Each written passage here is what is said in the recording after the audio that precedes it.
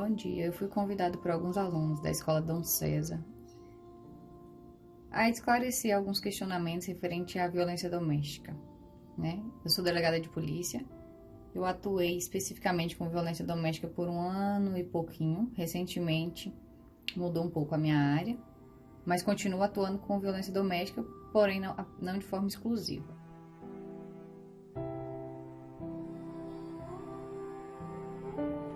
O registro verificado entre março e outubro, na unidade em que eu trabalho, tá? Na região administrativa de Sobradinho 2, houve sim um pequeno índice a mais durante esses meses do registro de crimes com a violência doméstica inserida. Porque assim, a Lei Maria da Penha, ao contrário do que as pessoas pensam, ela só tem um crime previsto nela, que é o de descumprimento da medida protetiva. Todos os outros crimes são previstos em leis, como Código Penal ou leis específicas, tá? A Lei Maria da Penha é uma lei de proteção. Ela atua tanto no âmbito criminal quanto no âmbito civil. Nós temos formas de proteger a mulher, ainda que ela não seja necessariamente vítima de um crime propriamente dito.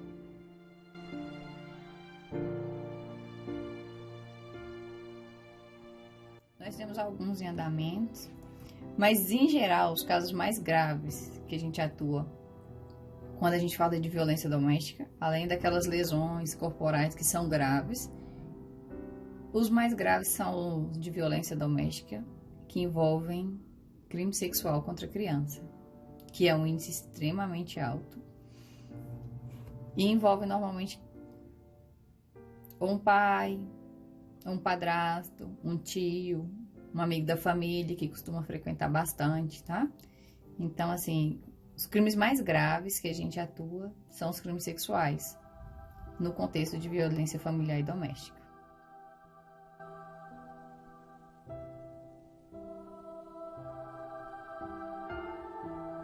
Existem requisitos para prisão, né? Então, assim, num primeiro momento, que é o que nós atuamos na polícia, a gente vai falar de uma prisão cautelar, que ela não decorre de uma pena aplicada pelo juiz. Então, nesse primeiro momento, eu vou precisar de indícios de autoria e de prova da materialidade do crime. Eu preciso saber quem foi e conseguir comprovar que foi.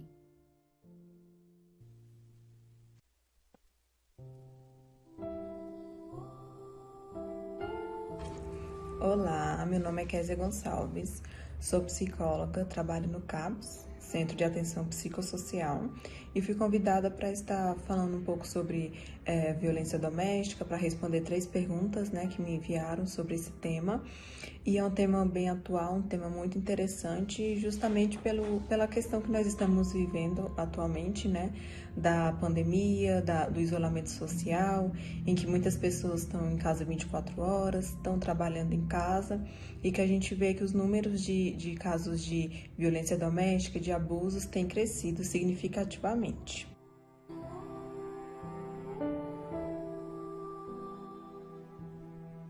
Essa é uma pergunta bem complexa, porque não tem um motivo específico que faz uma pessoa ser agressora, mas tem vários fatores que influenciam com que a pessoa se torne uma pessoa agressora. Um deles é a questão dos transtornos mentais, transtornos psicológicos, porque os mais conhecidos são ansiedade, depressão, né, síndrome do pânico, fobia, mas temos muitos transtornos. E alguns desses transtornos realmente fazem com que a pessoa fique mais irritada, às vezes até com situações pequenas, né? Fiquem mais violentas, agressivas, com baixo limiar frustração. Então, quando alguma coisa não vai de acordo com o que ela quer ou com o que ela acha correto, ela responde de uma forma grosseira, de uma forma agressiva.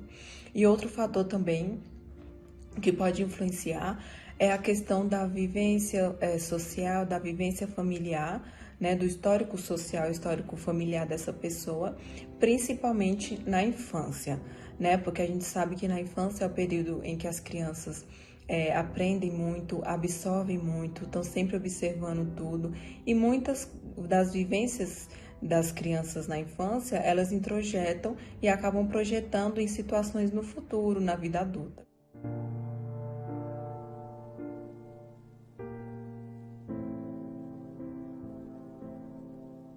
Bom, outra pergunta muito importante, e porque ela vem acompanhada de muitos julgamentos que às vezes as pessoas lançam contra as vítimas de violência, né? Aquela questão de, tá sofrendo violência doméstica do marido, mas continua, então é porque gosta de apanhar, é porque acha bom, é porque tá gostando. Sendo que não é assim que as coisas acontecem, não é tão fácil assim para a pessoa vítima de violência se desfazer desse relacionamento, porque tem muitos fatores que acabam fazendo com que essa pessoa se sinta ligada, se sinta na obrigação de estar ali junto, se sinta até culpada por essas vivências violentas. Né? Uma delas é a questão da dependência, né? Tem dependência física, dependência emocional, dependência psicológica, dependência financeira, né? Então, por exemplo, uma mãe que tem vários filhos, que nunca trabalhou, viveu sempre dependendo do marido, como é que ela vai se separar assim tão fácil e como é que ela vai se sustentar?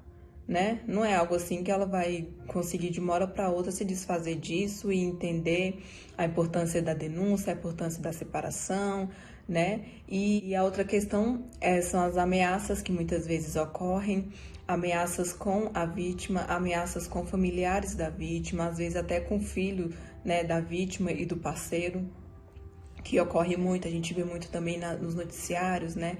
Que realmente isso acontece, às vezes até do parceiro agredir ou violentar ou até chegar a matar um filho que é da vítima e que também é do agressor, né? Então fica muito difícil para a vítima tomar essa decisão se ela estiver sob ameaças.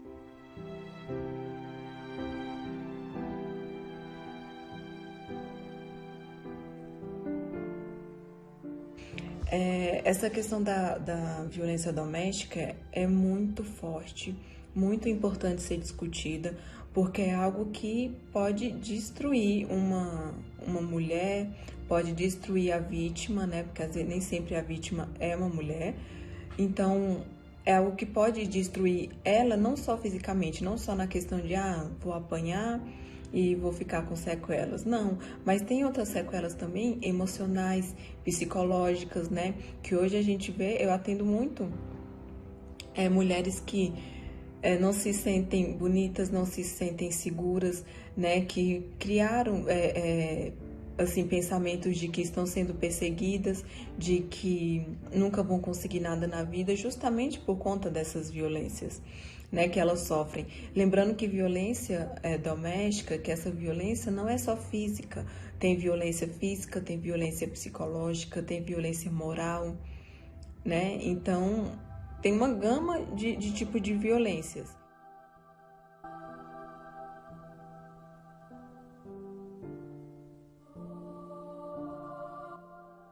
Olá, meu nome é Daniele Fernanda, sou assistente social aqui em Aracaju e vou falar sobre violência doméstica.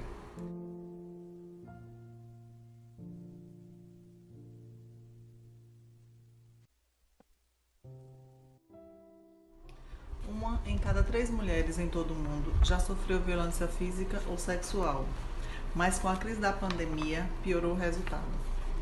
O secretário-geral da ONU disse em um comunicado no começo do mês que, à medida que as pressões econômicas, sociais e o medo aumentaram, tivemos uma onda global horrível de violência doméstica. O Ministério da Mulher, da Família e dos Direitos Humanos informou que a quarentena gerou um aumento de quase 9% do número de ligações para o canal Ligue 180, que recebe denúncias de violência contra a mulher. Entre os dias 1º e 16 de março foram 3.045 ligações. Já entre os dias 17 e 25 de março, esses números saltaram para 3.303.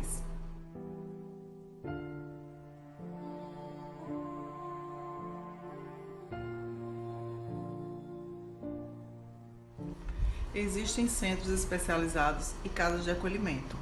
Os centros de referência são espaços de acolhimento e atendimento psicológico e social, orientação e encaminhamento jurídico à mulher em situação de violência, que devem proporcionar o atendimento e o acolhimento necessários à superação de situação de violência, contribuindo para o fortalecimento da mulher e o resgate de sua cidadania. Nos casos de risco de morte, nós temos as casas-abrigo, que são locais seguros que oferecem moradia protegida e atendimento integral às mulheres em risco de morte iminente em razão da violência doméstica. É um serviço de caráter sigiloso e temporário, no qual as usuárias permanecem por um período determinado, durante o qual deverão reunir condições necessárias para retomar o curso de suas vidas.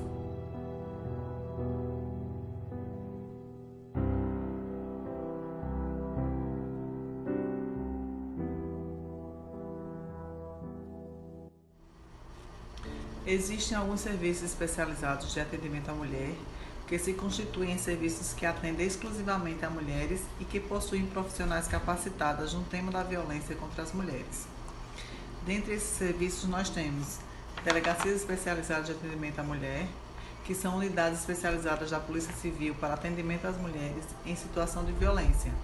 Com a promulgação da Lei Maria da Penha, as delegacias passam a desempenhar novas funções que incluem, por exemplo, a expedição de medidas protetivas de urgência ao juiz no prazo máximo de 48 horas.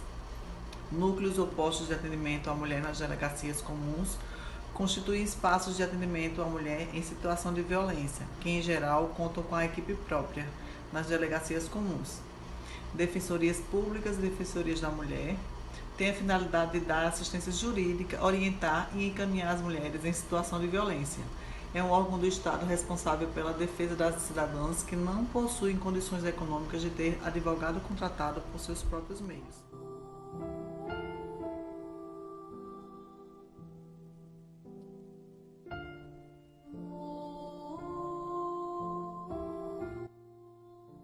Olá, meu nome é Iraci, sou advogada há mais de 12 anos. Já militei em diversas áreas do direito, inclusive no âmbito criminal e especialmente na proteção à mulher vítima de violência doméstica e familiar. A Lei 11.340 de 2006, ela cria mecanismos para coibir essa prática. Depois disso, diversas leis vieram aperfeiçoando e trazendo novos instrumentos de combate a essa violência.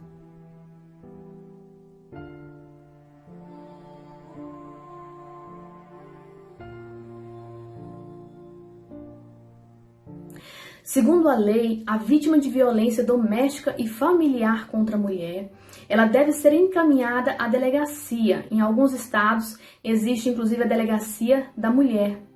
É uma unidade especializada nesse tipo de atendimento. Na delegacia, a vítima ela segue vários procedimentos de medidas protetivas concedidas pela justiça, como, por exemplo, afastamento do agressor do lar, encaminhamento para ação de alimentos, inclusive a inovação também, encaminhamento para ação de divórcio e outros mecanismos também.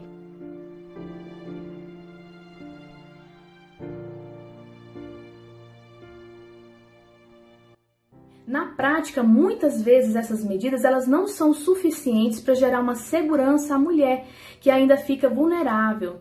Certo é que evoluímos no combate a essa violência, mas ainda há muito a ser feito para proteger efetivamente a mulher contra seus agressores.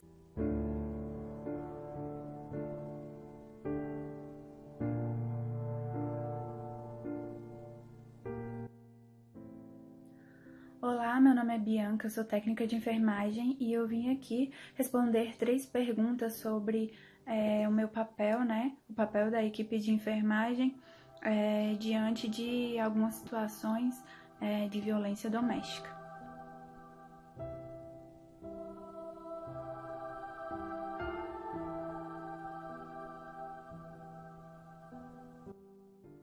Sim, é bastante comum.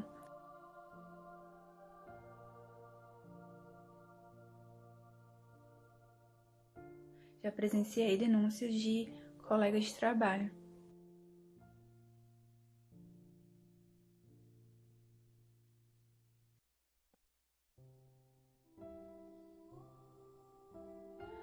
Eu não presenciei, mas durante o meu processo de formação a gente fazia vários estudos de caso e eu vim compartilhar com vocês uma das situações em que foi falada, em que foi discutida. Era uma paciente menor de idade, ela sofria violência sexual dentro de casa por parente, por uma pessoa da família. Durante esse processo, ela engravidou, ela não contou para os pais, não contou para a família. Ela era bem nova, então provavelmente não tinha muito conhecimento, não tinha muita abertura de fala. E aconteceu que ela induziu um aborto, ela utilizou uma ferramenta fina de metal, né? E ela introduziu na vagina até o útero e introduziu várias vezes para induzir esse aborto. Ela deu entrada no hospital passando por um processo bastante doloroso. O feto ainda não tinha morrido, ele ainda estava vivo e ela também, mas querendo ou não, é um processo doloroso. Acabou que ela teve todo o sistema reprodutor feminino comprometido por causa das lesões feitas pelo material, né? O feto faleceu, mas ela perdeu o útero, a capacidade de engravidar novamente, né? Então, qual é o papel da enfermagem diante a essa situação específica? Não só da equipe de enfermagem, mas toda a equipe de saúde que for atender pessoas nessa situação. De acordo com o Código de Ética de Enfermagem, no artigo 73, provocar aborto ou cooperar em prática destinada a interromper a gestação, exceto nos casos permitidos pela legislação vigente. Nos casos permitidos pela legislação, o profissional deverá decidir, de acordo com a sua consciência, sobre sua participação, desde que seja garantida a continuidade da assistência. Ou seja, nós não podemos participar de práticas que colaborem com abortos que não são legais, que não estão apoiados perante a lei. Mas nessas situações nós precisamos dar assistência básica para pacientes nessa situação. Nós não podemos fazer questionamentos invasivos sobre motivações, não podemos agir com discriminação nem preconceito diante a mulheres que aparecem para a gente desse jeito, mas nós devemos fazer tudo que nós pudermos perante a lei, respeitando os direitos da mulher, respeitando as vontades da mulher, para tentar salvar a vida dela e também da criança. A equipe de enfermagem, o hospital em si, os hospitais em si, eles também têm conexões, né, com o conselho tutelar, com polícias, então vai ser feita toda uma anamnese, uma análise não só clínica, mas de toda uma situação para a gente enxergar qual é a melhor forma de lidar com essa paciente, caso precise acionar o conselho tutelar, caso ela queira que acione os pais, os responsáveis. Então essa é a atenção primária a pacientes que se encontrem nessa situação. Leis que toda mulher deve saber. Lei 11.340/06, mais conhecida como a Lei Maria da Penha, foi sancionada em 2006. Essa lei trata sobre ações combatentes da violência doméstica. Essa lei oferece proteção policial, escolta para lugares seguros, exame de corpo de delito, prisão preventiva e o distanciamento entre a vítima e o acusado. A Lei 12.845 é a lei do minuto seguinte, ela foi sancionada em 2013. Ela garante às vítimas de violência sexual atendimento imediato pelo SUS, mesmo antes da vítima fazer o boletim de ocorrência. Essa lei também garante amparo médico, social e psicológico imediato, além de também ter a facilitação do processo de ocorrência e também exames preventivos de gravidez e possíveis DSTs. A lei do feminicídio é quando uma mulher perde a vida ou é levada a suicídio por agressões físicas ou psicológicas pelo simples fato dela ser mulher.